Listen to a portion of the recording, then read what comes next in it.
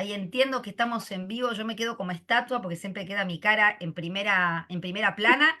Vamos a darle entonces los muy buenos días y las muy buenas tardes y muy buenas casi noches a todos los que nos están acompañando. En primer lugar, saludo a mi copartner querida. Buenas tardes para vos y buenas tardes, Zuleima León Valle.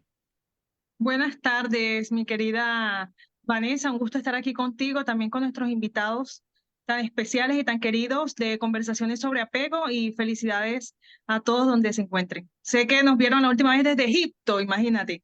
Ah, Entonces, es verdad que Zulema, que es la que va y viene, por eso la van a ver a ella medio que va y viene, porque ella maneja el tema del Facebook, así que sí, la verdad que muy contentos con la repercusión. Hoy de última el programa tiene esta idea, ¿no? De difusión, así que podamos llegar a lugares alejados de nosotros, es sumamente halagador e interesante. Vamos a entonces a dar el inicio de este programa, Zuleima, le vamos a contar que vamos a celebrar nuestra conversación sobre apego número 49, ¿eh?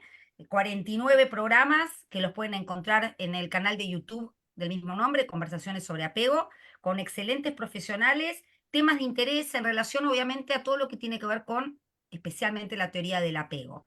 Nos así es. venimos desde IAN Internacional, ¿no, Zule? Así es, y también me he fijado que pueden filtrar con el nombre de cualquiera de nuestros invitados y también hace muy buena conexión siempre con el programa. Entonces, todos sus seguidores en el mundo pueden también estar al pendiente de esta página y de estos programas que Vanessa cuidadosamente nos ha organizado esta biblioteca. Gracias, Vanessa, Hacemos, por ese trabajo. Por favor, hacemos una buena repartija, división de tareas. Bueno, después de mandarnos tantos halagos entre nosotras dos, vamos a contarles que el programa de hoy lo elegimos con un nombre interesante, que es la construcción de la identidad y la teoría del apego. Un tema que creemos que es interesante para poder conversar e entender. Así que, si te parece, sin más, Zuleima, le damos la bienvenida a todos, obviamente a Nicolás Lorenzini, a Naul Serio y a Constanza Dualde, y te entrego el mando. Muchas gracias, Vanessa. Bueno, empezamos entonces haciendo la invitación a la doctora Vanessa Naul Serio. Ella es doctora en investigación psicoanalítica y psicoanalista individual y de pareja presencial y en línea y de grupo también, por el Instituto de Investigación en Psicología Clínica y Social, Escuela también de Psicología y Psicoanálisis en México. Es analista y supervisora didacta, actual presidente del mismo instituto y coordina la Comisión de Enlace Internacional. Además, es docente universitario y de posgrado desde hace 26 años. Trabaja el psicoanálisis desde la adolescencia, del duelo, aplicando también aquí arte y uso de técnicas artísticas con fundamento psicoanalítico, y ha desarrollado una carrera paralela en las artes plásticas, autora de 35 artículos y coautora de 26 libros. Segunda autora de los libros Psicología psicoanalítica del arte y técnica de la entrevista con adolescentes. Su libro más reciente es El duelo, una mirada psicoanalítica, editada en 2018 esta versión por Sigmática España y miembro de IAN UK. Bienvenida, doctora Vanessa, un gusto saludarla. Muchas gracias, Zuleima, por la presentación y por la invitación a participar en estas conversaciones de apego. Querida tocaya Vanessa Yucasson, gracias también por la invitación y gracias por hacer este programa que pudiéramos decir que nos da identidad dentro de la teoría del apego, por todo lo que se trabaja y por toda la revisión que se está haciendo permanentemente de los diferentes conceptos que la teoría del apego ha trabajado y hace crecer. Y bueno, pues me da mucho gusto compartir este espacio con Nicolás Lorenzini y con Constanza Dual. Encantada de estar con ustedes. Bueno, para hablar de identidad, tendríamos que decir que el yo crece a partir de las identificaciones, la personalidad crece a partir de las identificaciones que cada persona, que cada sujeto va estableciendo con sus figuras de apego. Las identificaciones se entienden como una forma de enlace afectivo a otra persona. Cuando se establece una relación cercana eh, con una persona en la que hay dependencia, como es la relación madre-hijo, el niño va adquiriendo cualidades, formas de conducta, aspectos dentro de la propia relación que le hacen ir creciendo a su yo. O sea, empieza a aprender a relacionarse, a vincularse afectivamente, a expresar o no expresar el afecto, a regularse o no poderse regular, a ser incluso formas de ser, cualidades, a veces también incluso dificultades o defectos dentro de la propia personalidad, por llamarlo de alguna manera. Y estas identificaciones son generalmente inconscientes. Las identificaciones se pueden, durante la infancia son inconscientes, el bebé no se da cuenta que adquiere estas formas de relación y estos rasgos de las figuras de apego, el infante tampoco se da cuenta, el niño o el preadolescente por lo general, el adolescente son identificaciones más inconscientes, pero con el paso del tiempo y en la edad adulta generalmente son más conscientes. Uno puede decir, a mí me gusta cómo esta persona resuelve situaciones, me gusta lo que hace, voy a aprender cómo lo hace esta persona, ¿no? Y esto hace que la personalidad crezca. La suma de todas estas identificaciones y la forma muy particular que cada quien tiene de integrarlas, porque no son cosas que se copian a la calca, sino que se van integrando. El precipitado de todas estas identificaciones es lo que va formando la identidad. Y de alguna manera el yo va logrando a partir de la función de síntesis e integración, esta forma muy específica de ser del sujeto. Entonces sí podemos decir que es el resultado, el precipitado de todas estas identificaciones continuas que se adquieren a lo largo de la vida y cristalizan en una imagen central de sí mismo, coloreado por todas las demás experiencias. Pero claro que está sujeta a cambios, o sea, no es una identidad que se establezca y quede inamovible, a menos de que haya una situación ya más de psicopatología o una identidad más difusa, pero por lo general la identidad va creciendo, pues, o sea, no es es estable, la podemos definir como que la conciencia de la identidad está basada en dos percepciones simultáneas, la percepción de la igualdad a uno mismo y la continuidad de la propia existencia en el tiempo y en el espacio, así como la percepción de que los otros también reconocen esa igualdad a uno mismo y esa continuidad. Y esta es una forma en que también Erickson define la identidad. Ahora, la mentalización, que es un tema en el que Nicolás Lorenzini es experto, varias veces lo he escuchado hablar de este concepto, la mentalización ayuda en el proceso de construir la identidad. La mentalización entendida como esta actividad mental imaginativa que nos permite percibir e interpretar tanto nuestro propio comportamiento como el de los demás en términos de estados mentales, intencionales, con deseos, creencias, sentimientos, pensamientos propios. Esto es como Fonagy la define inicialmente. Después Lanza Castelli dice, bueno, es una actividad mental predominantemente preconsciente, muchas veces es intuitiva y no te das cuenta que estás mentalizando, pero ayuda a comprender el propio comportamiento y el de los demás. Ahora, la mentalización también ha sido llamada función reflexiva por diferentes autores. Uno de ellos es el doctor Mario Marrone y tiene 4 dimensiones que ayudan en esta formación de la identidad. Es decir, la primera dimensión, que es la función reflexiva automática y controlada, que hace alusión a la capacidad de identificar de manera autónoma y controlada la lectura de las intenciones, emociones, pensamientos, ya sea de uno mismo o de los otros. Y esto nos puede indicar si la persona es capaz de identificar la reacción del otro o si la tiene que construir con detenimiento, que lo tiene que hacer con más, no, de forma menos intuitiva.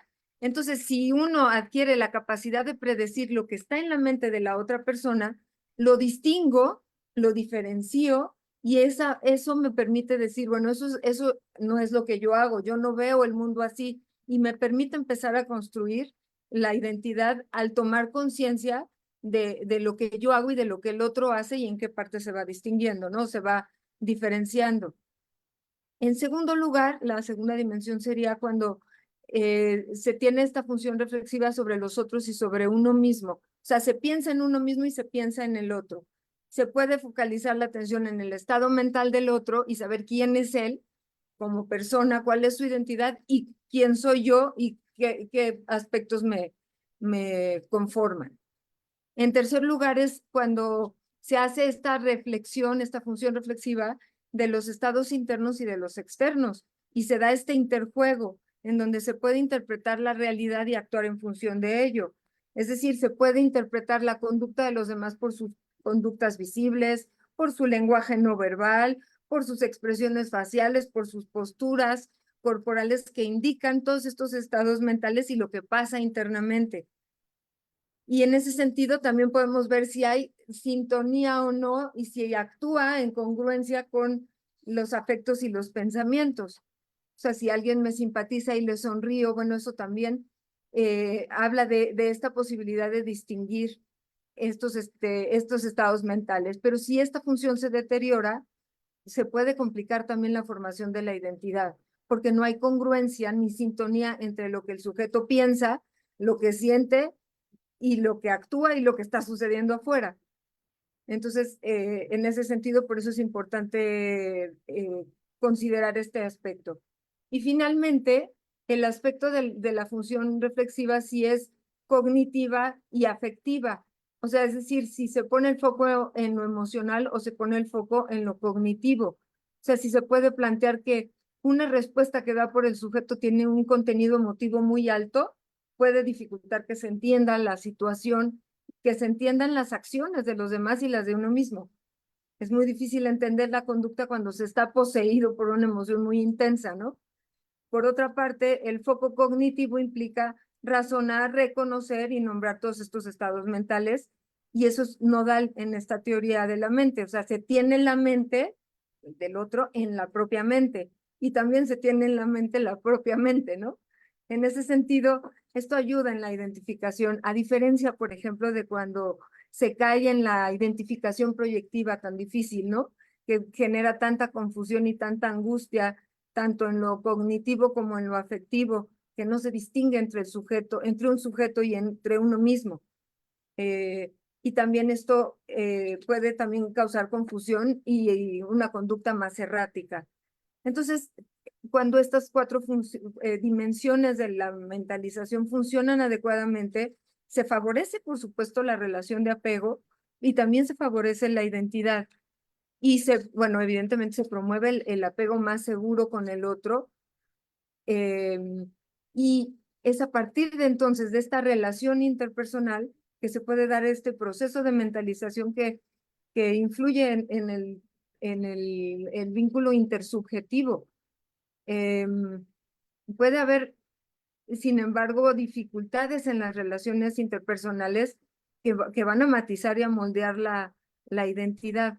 Aquí no sé si todavía es posible o me espero a más adelante a comentar cómo los tipos de apego, por ejemplo, en la edad adulta, hay autores como Bartholomew que habla del tipo de apego que se establece dentro de la relación de pareja y que nos hablan mucho del estilo y de la identidad que tienen los sujetos involucrados. Cuando hay un apego en la edad adulta más de tipo seguro, que el sujeto está cognitivamente y afectivamente sintiendo que su percepción de sí mismo es positiva y la percepción del otro es positiva, tiene una conformación de su propia identidad en ese sentido más clara, más congruente, más en sintonía, y tiene más seguridad en la relación que se establece, puede involucrarse en la intimidad, hay menos ansiedad en la relación con el otro, y aquí es donde vamos viendo cómo la identidad se va co-construyendo en la relación con el otro. A diferencia, por ejemplo, de una personalidad más de tipo evitativo, ¿no? Que tiene una percepción negativa de la otra persona y en cuanto a su identidad, él se percibe a sí mismo como desde un lugar más positivo, pero que no puede confiar en los demás y que tiene que ser autosuficiente, es desdeñoso de la cercanía, hay poca ansiedad, pero entonces su identidad se conforma a partir de este escepticismo en las relaciones y deseando ser invulnerable para vincularse con los demás, ¿no? Entonces pone esta distancia y esto se vuelve parte de lo que lo construye y de la forma en que se identifica a sí mismo, ¿no? Quienes tienen un estilo más preocupado, de acuerdo a esta clasificación que hace Bartholomew, que yo sé que son clasificaciones muy generales, no podemos querer encasillar ni clasificar a las personas, pero sí nos ayudan a ver cómo se va construyendo esta forma de verse a uno mismo y de ver al otro y de verse en los ojos del otro. No sé si me explico, que eso también te construye Se trata de personas, estas preocupadas que quizá fueron niños más ambivalentes en la forma de apegarse de forma insegura a sus figuras cuidadoras, se sienten permanentemente inadecuados, están en función de que otros les reconozcan o los aprueben en la relación con el otro, hay mucha ansiedad y tienen una confianza ciega en el otro. Al otro lo ven de forma muy positiva, pero a sí mismo se ven de manera más negativa, ¿no? Y en general se tratan de aferrar y de pegar al otro con mucha angustia. Y finalmente, en el estilo temeroso que ellos mencionan, se trata de personas que procuran mantener el contacto más impersonal, todo el tiempo se están defendiendo de ser rechazados, no tienen una identidad en ese sentido tan clara y tan conforme a lo que a quien ellos realmente son, tienen una percepción de sí mismos negativa y también tienen una percepción de los otros negativa, entonces tienden mucho al aislamiento. Y evitan de manera muy importante el contacto y la intimidad.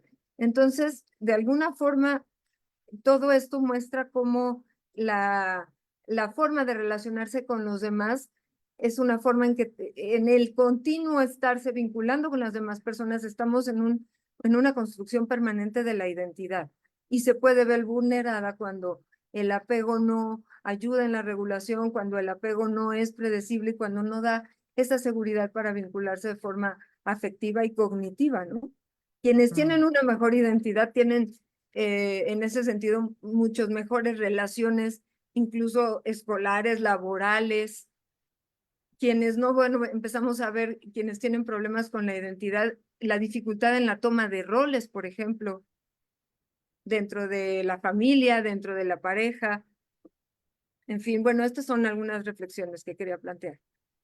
Muchísimas gracias, Vanessa. Sí, es muy interesante, ¿no? Me quedo a lo mejor con dos palabritas después para que sigamos desarrollando, pero esta idea de la co-construcción de la identidad en relación con otros y este inicio, ¿no? De esta identidad que lógicamente empieza a darse. Me gustó tu imagen de coloreada, ¿no? Esta imagen coloreada.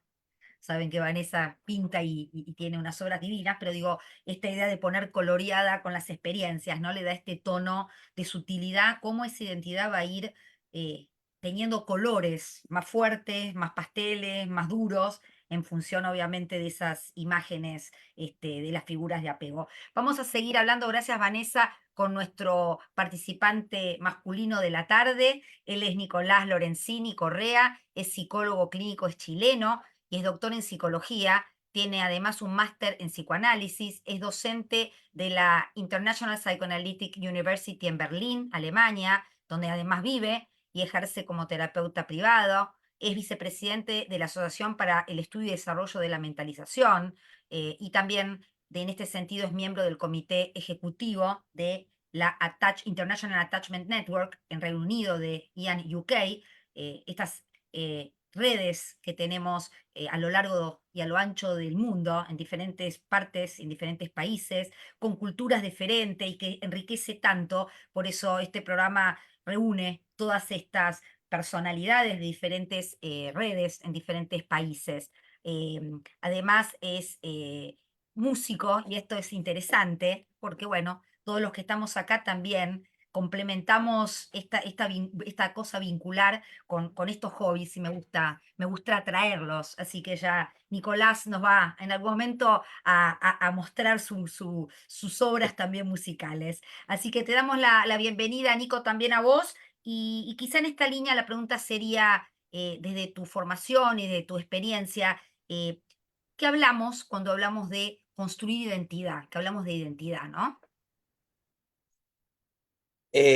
Bueno, es una pregunta amplísima. Primero que nada, tengo que hacer un disclaimer de que si alguna vez vamos a mostrar música mía en tu programa de conversaciones sobre el apego, prepárate para perder no sé cuántos mil suscriptores, digamos. No. No, sería a lo mejor la música de inicio del programa, podría ser Claro, tu música, ya está. bien alternativo. Tengo a mi pareja así con la cabeza estos días. La cortina musical, como se decía antes con la Claro. tele. Ring. Pase la página cuando escuche el sonido. Bueno, volviendo al tema, perdón. Hay, en la pregunta misma está esta palabra de construcción, ¿no? Porque empezamos el podcast con formación de la identidad. Y ahora ya estamos hablando de construcción. Ujú. Y si le agregamos lo que dijo Vanessa, una co-construcción. Ahora, bueno, para hablar de ese fenómeno de construcción de identidad, creo que es importante, y es algo que yo estuve preparando un rato cuando supe que íbamos a juntarnos a conversar, eh, buscando una definición en psicología de identidad. Y mira que encontré definiciones, digamos. O sea, si hay algo que el concepto no tiene, es una identidad propia, hasta cierto punto, o una coherencia en cierto sentido. Porque cuando, por ejemplo, me estabas presentando y hablabas de Ian y este grupo que tenemos alrededor del mundo, estos grupos, etcétera, eso es cuando tú estabas diciendo que yo era parte de Ian y mencionabas este grupo, estabas hablando de identidad. Ya. Eh, en la misma literatura te aparece identidad desde la identidad con una ciudad o con un barrio, y como eso psicológicamente puede ser importante, sobre todo para no solamente una narrativa con respecto a la propia identidad, sino que, por ejemplo, para intervenir. Si uno interviene en crear una cierta identidad grupal, ya sea a nivel nacional o incluso aquí hubieron elecciones en Europa ayer, entonces había toda una construcción de Europa, somos todos, hay que votar, tú eres europeo, en fin, como para acrecentar un poco la participación. Entonces, esta idea de la identidad es múltiple, es equívoca, pero yo me quedaría, y creo que hemos estado hablando hasta ahora, de algo que en general los autores llaman como la identidad personal. Eh, y que es lo que decía Vanessa, que tiene que ver con esta sensación de ser igual a uno mismo. Es bien difícil de traducir este concepto de self-sameness, ¿no? Como de que uno es igual al que, o uno es continuo al menos a quien uno era ayer, y antes de ayer. Eh, La idea es que esto se mantenga en varios contextos. Yo no soy una persona en la universidad y otra persona en mi casa y puedo ser un tanto distinto, pero eso que se mantiene le llamamos la identidad. Pero ahí de inmediato comienzan los equívocos nuevamente, porque si hablamos de identidad personal y hablamos de este sentimiento subjetivo, de ser uno mismo y de mantener una unidad, algo nuclear de uno a través del tiempo, a través de los distintos contextos en los que uno vive, pareciera ser que estuviéramos hablando de un concepto individual. Es decir, mi identidad de Nicolás Lorenzini es mía, es un logro de mi desarrollo psicológico. Eh, pero justo con lo que decía Vanessa, y que tiene que ver mucho con el apego, y de ahí de refilón con la mentalización, pero sobre todo con el apego, que al parecer hay muy poco de la psicología, o al menos de la subjetividad, que tenga que ver con algo personal e individual. Es decir, que la mayoría de las cosas que nosotros desarrollamos, en tanto logros de nuestra propia mente, ya sean cognitivos, emocionales, de regulación, en fin, son logros interpersonales, por lo menos, y sociales viéndolo un poco más ampliado. Y yo sé que me estoy poniendo un poquito marxista ahora, pero me parece que Marx sí tenía razón en ciertas cosas, como en la definición de quiénes somos con respecto a nuestra clase, por último.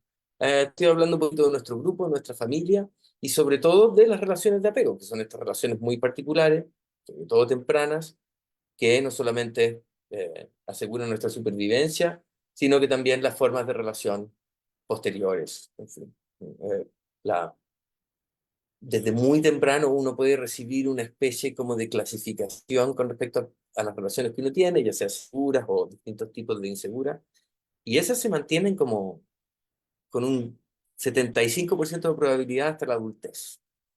Ahora, si hablamos de, o sea, no es súper, no es un 100%, yo creo que muy informativo sería saber cómo uno cambia esas cosas cuando las cambia, más que por qué no cambian. Pero si vamos a hablar entonces de identidad, pasamos por esta etapa intermedia necesariamente, que es la adolescencia, donde los psicólogos en general tenemos un consenso de que esa etapa es central o crítica para el desarrollo de lo que llamamos identidad. Vanessa tiene razón cuando dice no es la única, no es el único momento, la identidad sí cambia y tiene que cambiar.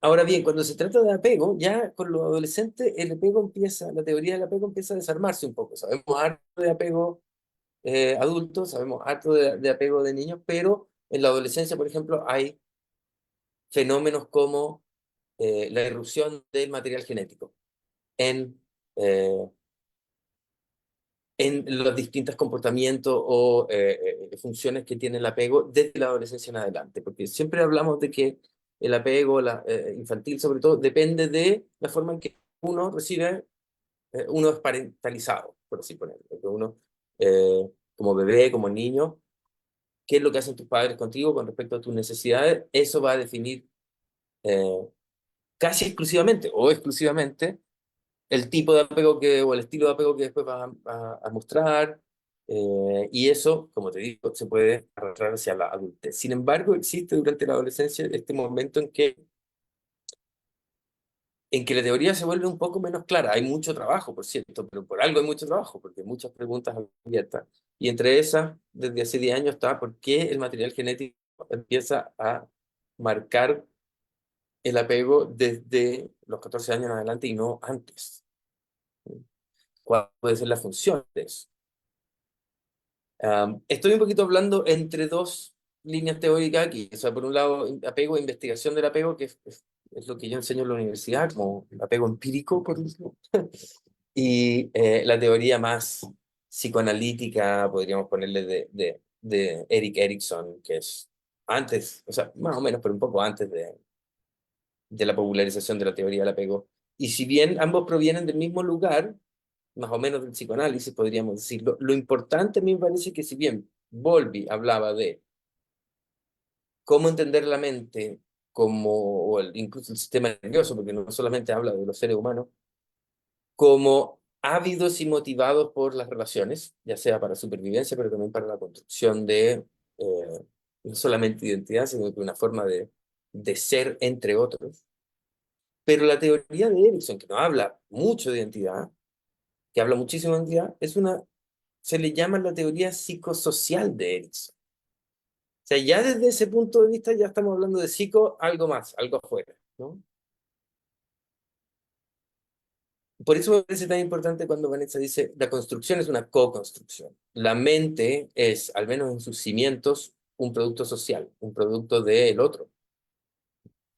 Y, por lo tanto, lo ideal, digamos, en esta construcción del apego, es que la visión del otro, de la figura de apego primaria o de los otros cercanos, que también se pueden elegir como funciona el apego, tenga un poco algo que ver, ¿no? No necesariamente tiene que ser 100% un reflejo pero que tenga que ver con aquello que la persona que recibe esta identidad, por así ponerlo, con lo que siente en realidad. Porque dado que el cerebro, dado que la mente es, sobre todo al comienzo de la vida, esta esponja de experiencia, esta esponja del ambiente y de las relaciones sociales, no quiere decir que si una persona tiene una parentalidad, digamos, deficiente, que termina en un estilo de apego tal vez no seguro, no es que esa persona no vaya a desarrollar una identidad, porque el cerebro sí tiene que desarrollar una identidad. Es como que nace con el agujero donde ponga identidad aquí, ¿no? Y si alguien no la pone correctamente, digamos, por distintas cosas, psicopatología de los padres sobre todo, pero también cosas que puedan pasar en el ambiente, como tragedias y muertes, en fin. Igual se desarrolla una identidad, pero se desarrolla una identidad que los estudiosos de la identidad en general le llaman incoherente. Entonces, que la identidad no solamente no se corresponde, no es contingente con la sensación real de lo que pasa dentro de esa persona, y por lo tanto mis sensaciones no tienen un correlato social donde yo las pueda ver reflejadas, y por tanto muchas veces no puedo armar una narrativa con respecto a mi identidad. Al final, debiera haberlo aclarado antes, pero una de las grandes formas en las cuales uno puede observar la identidad de un otro, por así ponerlo, es pedirle que te cuente, que haga una narrativa acerca de quién es él mismo, ¿no?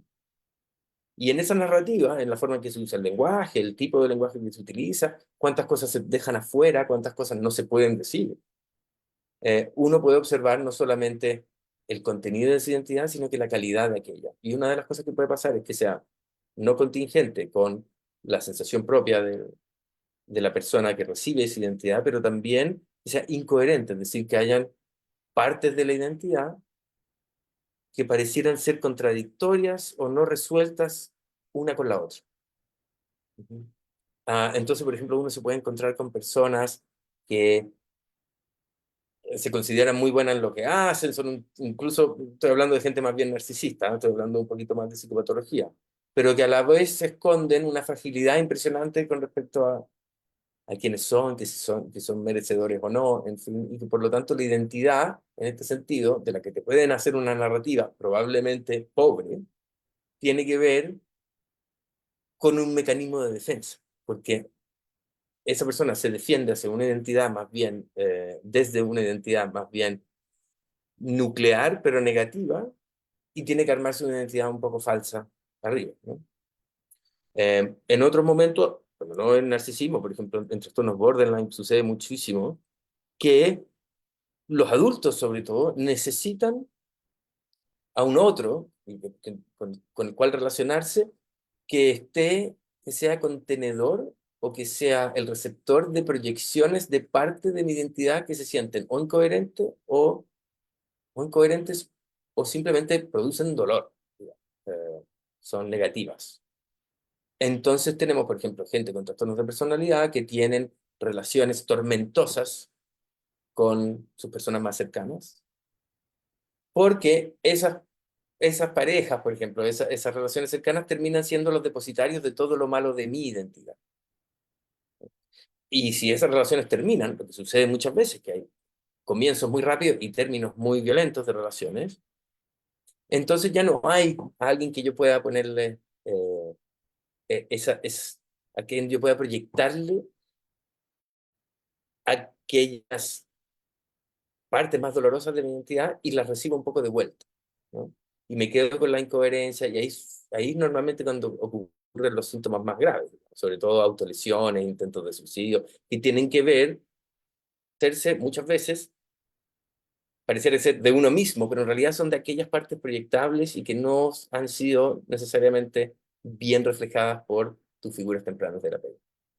Cuando niño, por ejemplo, llorabas y tu figura, en vez de tratar de atender a aquello que te hacía llorar, pensaba que en realidad tú eras un niño que eras disruptivo y lo único que quieres es molestar, y, por ejemplo, todo se vuelve un poco paranoide para esa madre, entonces ese bebé recibe constantemente y en muchas ocasiones la idea de que es maligno, de que no merece atención, si hay maltrato, por ejemplo, una de las cosas muy graves que aparecen es una difusión de identidad precisamente porque en vez de que ese niño haya tenido acceso a lo que ese padre o esa madre estaba pensando de ellos realmente, prefieren no acceder a la mente del otro porque se podrían encontrar que la mente del otro alberga pensamientos e intenciones negativas con respecto a uno. Y en general, esas mismas figuras de apego que son maltratadoras, a la vez son las que garantizan la sobrevivencia de esa cría humana. Entonces se vuelve la solución, según Fonek y compañía, la gente que trabaja mucho con el apego, la solución se vuelve, entonces yo integro a mi identidad toda esa problemática. Si mis padres me maltrataban, es porque yo de alguna u otra forma soy maligno, soy una persona que tal vez no merece, no debiera existir, en fin. Eh, Esto se puede observar incluso de manera en neuroimagen, con estudios neurobiológicos en el cual en distintos contextos uno le pone un electroencefalograma o a los participantes del experimento o los pasa por una máquina de resonancia magnética y de distintas formas les hace pensar acerca de, piensa en el otro, ¿cómo se sentiría qué sé yo, tu tía si va al banco a tal hora y está cerrado y ella justo tenía que ir? ¿Cómo se sentiría? ¿Cómo pensaría? ¿Qué es mentalizar, no? Mentalizar al otro. Y después te lo hacen con ti mismo. ¿Cómo te sentirías si sucediera esto? Te cuentan una historia, en fin. Y las partes del cerebro que se activan para pensar en la mente, ya sea del otro o de uno mismo, son prácticamente las mismas áreas cerebrales. Por lo tanto, para el cerebro al menos, yo, mi identidad, es siempre un otro. Eh, es un objeto, por ponerlo en una forma kleiniana. A la gente que le gusta Lacan, que es un psicoanalista francés de los 50 y 60, él tenía una máxima que se la copió Rimbaud, que decía, el yo es un otro, porque yo solamente me conozco cuando me miro al espejo. Y cuando él dice eso del espejo, lo que en verdad está diciendo, cuando un otro me dice, mira, tú eres Nicolás, y tú eres así, tú eres asá. ¿Quién? En general la madre, en general las relaciones de apego, ¿no? Estoy juntando muchas teorías, todas juntas, porque todas hablan de lo mismo. Todas hablan más o menos de lo mismo, que es mi mente y mi identidad es una construcción que yo recibo de mi entorno y afectivo. Y con eso no solamente recibo mi identidad, sino que recibo funciones importantes del yo, que no solamente tienen que ver con la autodefinición y la creación de narrativas propias, sino que, sobre todo, con la autorregulación, es decir, con la capacidad que yo tengo de agarrar a este objeto que se llama yo y calmarlo cuando está sintiendo algo, o al menos sin saber cuándo no lo puedo calmar y tener que recurrir a un otro, que también está muy bien. Eh, Así que yo me quedo, y es mi visión más socialista de esta cosa más, más individual que llamamos la psicología clínica, en que incluso aquello que sentimos muy íntimo, efectivamente es una planta que surge de una semilla que alguien más puso ahí. ¿Quién? Una figura de apego. Así es. Bueno, Nicolás, muchísimas gracias. Y con esto que tú te quedas, nosotros vamos a continuar para seguir, digamos, y bueno, faltaría también, voy a aprovechar acá y decir algo que no es tanto el programa, pero encontrar a Nicolás Lorenzini con la definición de identidad también, porque construiste eh, algo muy sólido y también es un concepto que sigue todavía en construcción y que los psicólogos también deberíamos seguir recabando en ella. Y bueno, seguimos con Constanza Dualde para seguir pensando, escuchándola también respecto a lo que es la construcción de identidad. Ella es doctora en psicología de la Universidad de Buenos Aires, DEA en psicología clínica y psicopatología psicoanalítica de la Universidad París 5, directora de proyecto de investigación IPA 2018-2019, investigadora senior en proyectos ligados a la primera infancia y docente de grado y posgrado de la Universidad de Buenos Aires. Además, también trabaja como docente en la Universidad de Belgrano e IUSAM, Instituto Universitario de Salud Mental. Además, psicoanalista, miembro de la Sociedad Argentina de Psicoanálisis y de la Asociación Psicoanalítica Internacional. Miembro de consejos directivos de Young Argentina International Attachment Network. Bienvenida, Constanza. Estaba pensando que de ahí empezamos, ¿no? De cómo una cantidad de enumeraciones tal vez hacen a la propia identidad, tal vez no, no lo que uno siente cuando es nombrado así todos los ítems curriculares, bueno, y uno siempre siente que es esto y no es esto. Venía pensando, fue muy interesante y muy complejas las exposiciones de Vanessa y de Nicolás. Yo voy a retomar en algún punto algunos de los ítems que expusieron, pero quizás llevándolos pensaba mucho cuando me dijeron el tema, me resonó mucho el tema de adolescencia, o sea, quizás por lo que venimos hablando, ¿no? Cómo es un momento tan particular en relación a la construcción de la identidad. Como yo trabajo en ese sentido bastante con adolescentes, en la facultad también, con enseñar sobre esto, bueno, hice como algunas relaciones desde ese lugar, ¿no? Coincido completamente en la idea de construcción, como el quién soy, eh, de dónde vengo y a dónde voy, les diría además, porque la identidad se instala en una línea donde el tiempo es hoy, ahora y fue antes y va a ser el futuro. es una construcción que se va armando a lo largo de la vida, cuyas bases obviamente se fundan en los modos de vinculación con el otro en la primera infancia, y ahí el apego tiene una propuesta de lectura de esto muy interesante, porque al mismo tiempo que en la teoría del apego se habla de cómo funciona la figura de apego, se habla de cómo funciona el niño con esa figura, y cómo este juego de, como decías Nicolás vos, como quién soy yo, quién es el otro, es un interjuego permanente cuando uno piensa en términos de teoría del apego. O sea, no hay forma de pensar esto sin pensarlo en dupla, ¿no? Y cómo esa dupla queda instalada. El otro me define, o sea, yo recibo determinado cuidado en el vínculo de apego cuando yo lo necesito, cuando estoy desestabilizado, etcétera. Esa respuesta que me da el otro define al otro y me define a mí, según la teoría del apego. O sea, el niño se va sintiendo quién es en los ojos del otro, ¿no?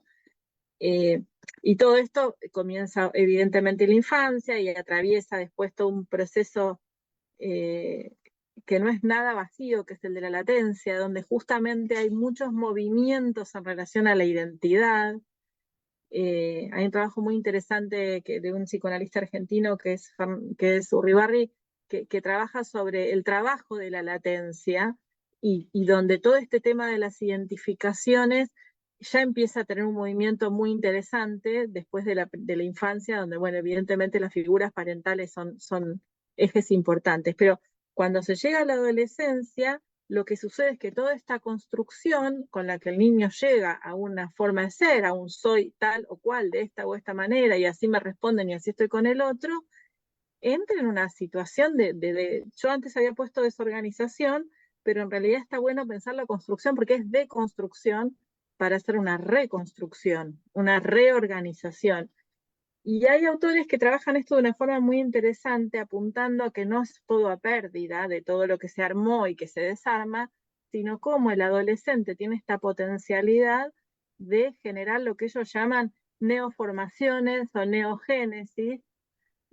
Son autores de acá como Graz y Córdoba, pero que toman líneas de pensamiento francés en relación a lo que sucede en la adolescencia, ¿no? Y en ese contexto, esta desorganización que se da, que tiene que ver también con lo pulsional, con las hormonas. Vos hablabas, Nicolás, también de todas las transformaciones que se dan a nivel neurológico. O sea, el adolescente realmente es como si fuera un juego de estos que se desarman y se vuelven a armar, y está todo en movimiento.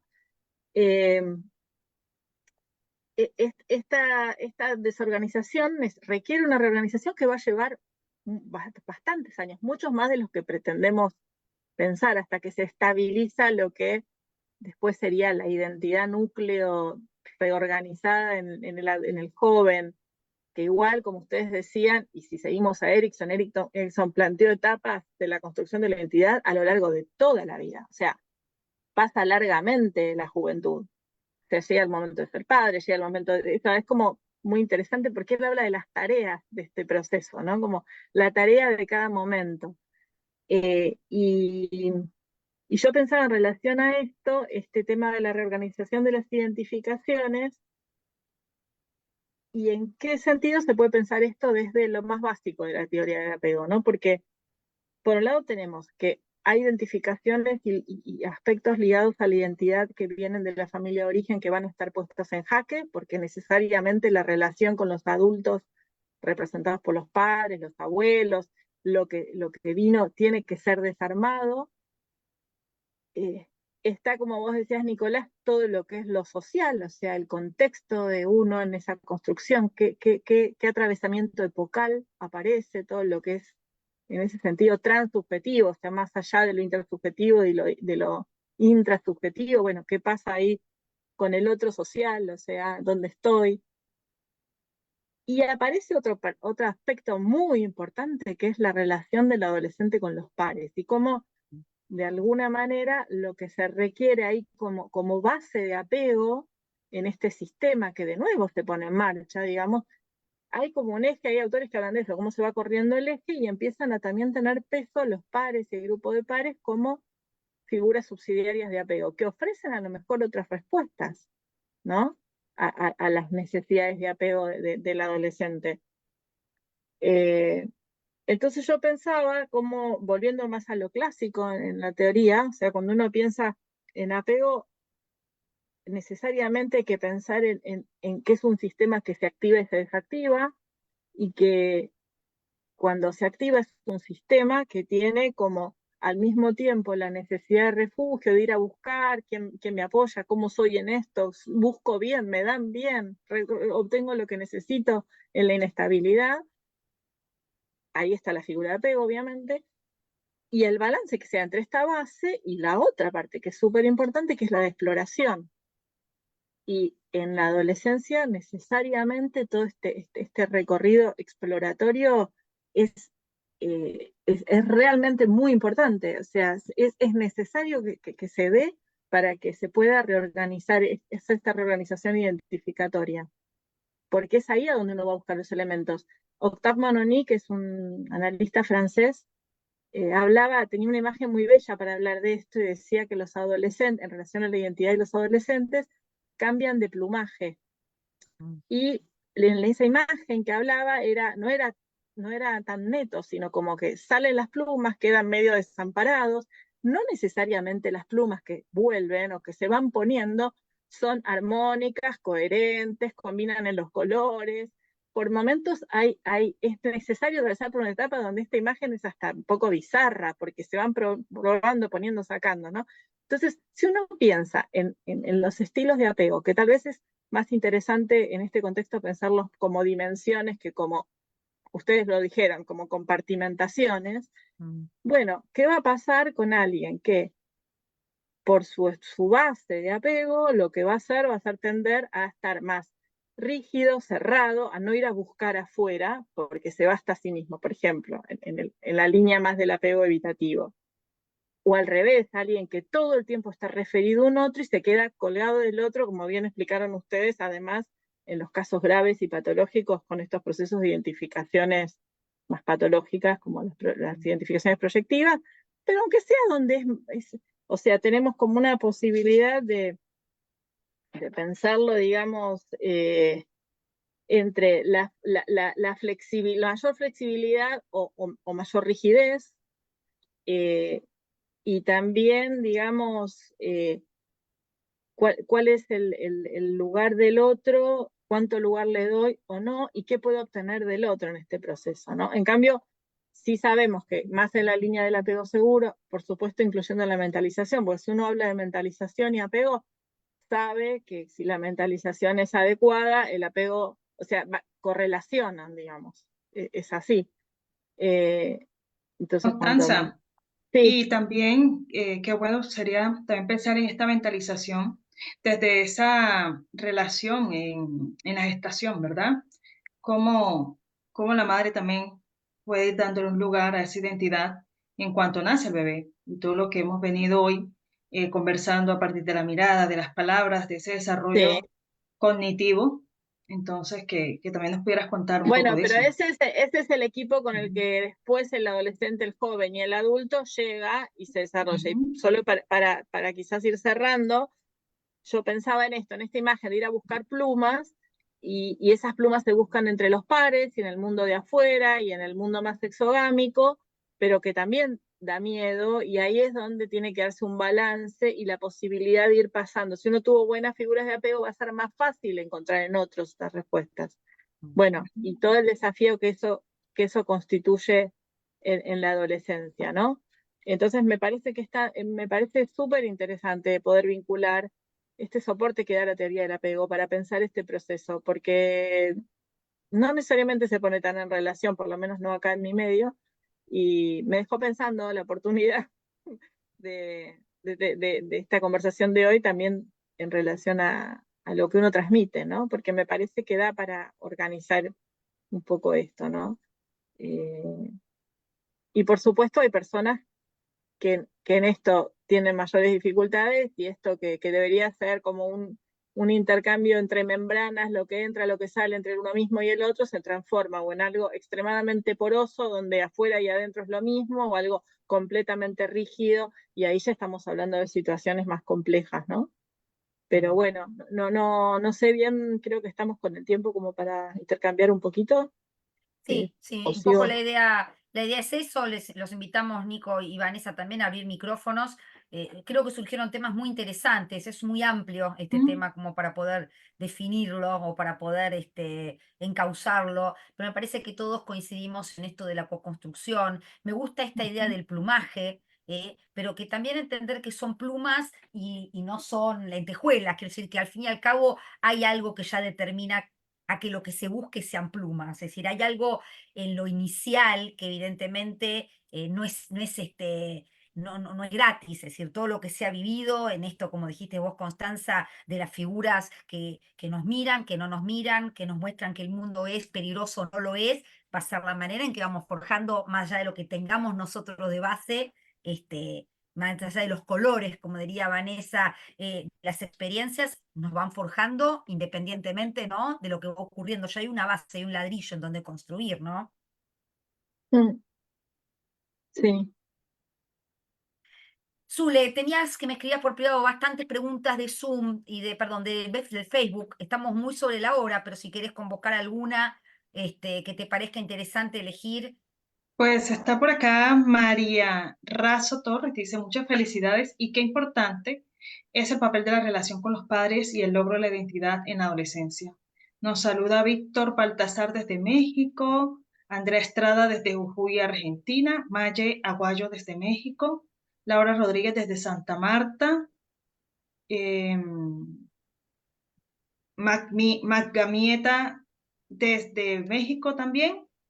Y por acá nos llega un siguiente mensaje desde Raquel Valero Oltra. Entonces, el comentario que nos resalta acá es muchas felicidades y qué importante es el papel de la relación con los padres y el logro de la identidad en la adolescencia. Es el comentario central. Ok, no pensé que había una pregunta puntual.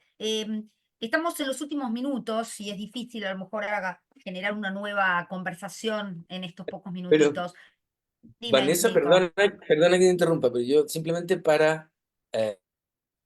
cuando yo hablé, básicamente lo que hice fue subrayar un poco lo que dijo Vanessa. Y ahora que Constanza también habló sobre todo de una palabra que pasó algo desapercibida, pero creo que es esencial, que es esta idea de la exploración, Mm, que le corresponde tanto a la identidad o a las formas de pensar la identidad y al apego. Y lo que les corresponde es lo mismo, es decir, significa lo mismo en ambas teorías, que es esta idea de estar lo suficientemente seguro como para atreverse a ir a buscar cosas, ¿no? Y, a buscar estas plumas.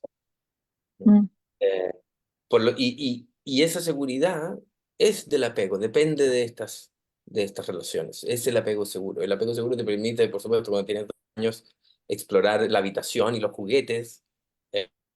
Después en psicoterapia te permite explorar a ti mismo el contenido de tu mente, pero durante la adolescencia, y no solamente, nuevamente, no solo durante la adolescencia, pero es una etapa bien crítica, una de las cosas que se desarrolla ahí con la identidad, o que es uno de los mecanismos de desarrollo de identidad, es sentirse seguramente, lo suficientemente seguro como para hacer esta exploración, como para tratar distintas cosas. En lo personal te mm, cuento que la primera vez que yo fui a una psicoterapeuta, yo tenía 14, Mm. y después de 5 sesiones, creo, de evaluación, decidió que no había que hacerme terapia, pero sí habló con mis padres y le dijo, si Nicolás quiere cambiar mañana, que cambie. Si quiere, en vez de ser del Colo-Colo, que sea de la Universidad de Chile, estoy hablando del fútbol de Chile, que lo sea, que no es tan terrible, ¿no? Si le gusta el rock y mañana le gusta el rap, le da igual, ¿no? En mis tiempos, ¿no? Y lo otro es que esta formación, esta exploración, en fin, formación de identidad, sobre todo durante la adolescencia, no exclusivamente, pero sobre todo, no es, como para cerrar el círculo, lo que se forma ahí es la propia identidad, sino que también ahí se comienza a formar la capacidad de permitir el desarrollo de la identidad de otras personas. claro, sí, sí, sí, Cuando uno empieza a descubrir la propia identidad, se da cuenta también de las diferencias. Y la sí, capacidad de tolerar la diferencia es esencial, por ejemplo, para poder obtener después soporte de apego por parte de los pares, porque los pares van a ser un poco más distintos. sí, sí, sí. Vanessa, querías comentar algo. Sí, escuchando lo que decía Constanza y lo que ha dicho Nicolás, me puse a pensar un poco también acerca del tema de qué sucede frente a las grandes adversidades, los contratiempos, las situaciones tan traumatizantes que se están viviendo en la actualidad y el tema de la capacidad de recuperación que se tiene. Cuando una persona tiene una identidad más lograda, más conformada, y que evidentemente iría acompañada de un apego más seguro, tiene más capacidad para recuperarse, o sea, tiene mayor capacidad de resiliencia.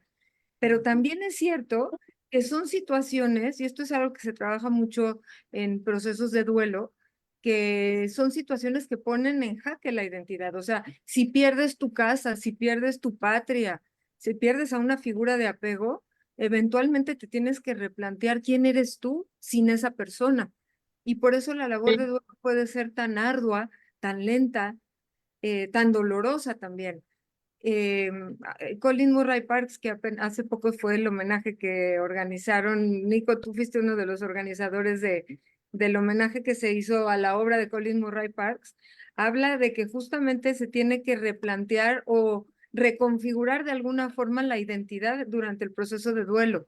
Y por eso, y justamente porque la identidad está en función también de la relación con el otro o del entorno en el que vivías o de la patria a la que pertenecías. Entonces, se ve vulnerado, pero si tenías una buena identidad más o menos, una buena identidad previa, te puede ayudar a reconfigurar, a renunciar a aquellos aspectos que ya no tienen vigencia después de la pérdida y a abrazar otros nuevos. O sea, justo así como lo que mencionaba Constanza, así como el adolescente tiene que ver qué sí se queda y qué no se queda para conformar su identidad de ser en la adolescencia, así también cuando se pierde algo, cuando te tratas de recuperar de un duelo o de un trauma o de una catástrofe, quienes están viviendo la terrible situación de guerra se estarán replanteando su identidad personal y social de muchas formas, ¿no?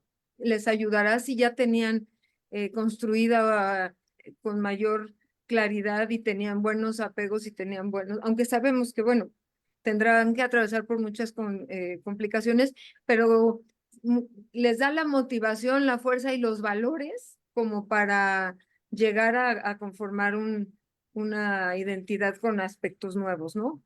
Por lo menos Sí. cambios.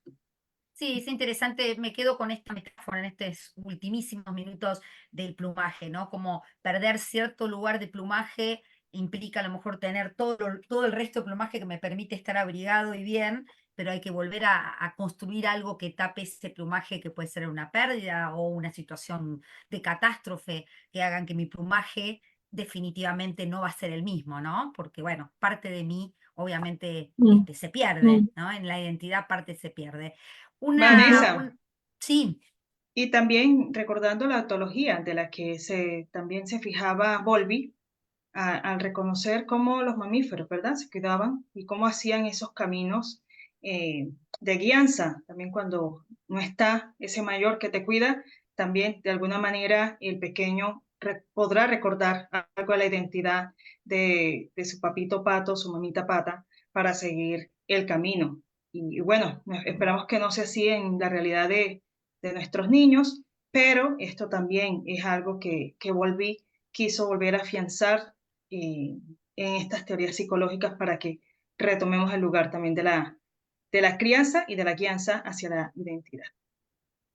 ¿Puedo muy hacer una lindo, sí. última mención? Claro que Dale. sí. Y cerramos con el comentario de Vanessa, vamos. Nada más quería mencionar que justamente el arte ayuda en esos procesos de Sí, reorganización. O sea, la música ayuda mucho para reorganizarse tras una pérdida, ¿no? Reorganizar la propia identidad, porque te permite expresar afectos, porque te permite identificarse quizá con aspectos del músico, del compositor. Igual la pintura te permite de alguna forma contactar con esos ideales y valores que se pueden creer perdidos en esos momentos. Entonces, pues siempre queda la invitación a disfrutar alguna expresión artística o a practicarla porque ayudan en la conformación de la propia identidad, te ayuda a que sea ese espejo de quién eres tú mismo. de acuerdo a tus afinidades, a tus gustos. Sí, ¿Y de quién fuiste, no? Esto será para otro programa, cuando hablamos de Ah, Alzheimer o hablamos gente con ACV, en donde a lo Sí. mejor conectar con la música, conectar, es como la coherencia que uno vuelve a necesitar para estar otra vez ordenado, ¿no? Esta narrativa coherente que a lo mejor no puede ser con la palabra, pero puede ser a través de identificaciones de lo que uno fue, ¿no? Con esa música, con esa pintura. Esto daría para otro programa. Les agradecemos enormemente a nuestros participantes que nos acompañaron esta linda tarde. Gracias, Constanza, gracias, Nicolás, gracias, gracias, Vanessa. Y justo. gracias también, Zuleima, por acompañarme y acompañarnos en estos programas. Claro que sí, gracias a ellos por hacer un espacio en la agenda. Sé que fue bastante generoso la entrega que hoy nos hacen por las agendas que están manejando, pero muchísimas gracias y gracias también a todas las personas que nos están viendo. Son muchas las personas que me han estado enviando mensajes y eso es muy lindo. Muchas gracias. Muchísimas Gracias. gracias a todos. Que tengan linda tarde y estamos en contacto. Chao, chao.